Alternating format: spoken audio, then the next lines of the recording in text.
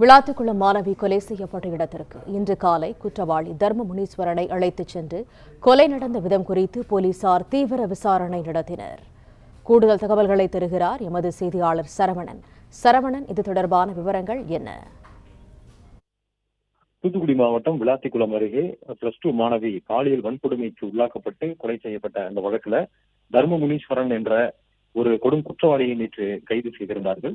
அந்த நபரை கைது செய்து பல்வேறு கட்ட விசாரணை நடத்திய நிலையில இந்த குற்ற நிகழ்விடத்திற்கு, சம்பவம் நடந்த இடத்திற்கு, அந்த மாணவியினுடைய கிராமத்தை ஒட்டி இருக்கக்கூடிய இந்த புதர் பகுதிக்கு நேரில் கொண்டு சென்று விசாரணையை மேற்கொண்டார்கள். வழக்கமாக இது போன்ற குற்றச்சம்பவங்களில் மேற்கொள்ளக்கூடிய விசாரணை முறையிலேயே, அதாவது எவ்வாறு இந்த கொலை நடந்தது, மாணவியை எவ்வாறு இவர் பார்த்தார், பிறகு இந்த கொலை எப்படி நடந்தது என்பதை நடித்து காண்பிக்க சொல்லி, என்ன நடந்தது என்பதை நடித்து காண்பிக்க சொல்லி அதை வீடியோவாக பதிவு செய்திருக்கிறார்கள் காவல்துறையினர்.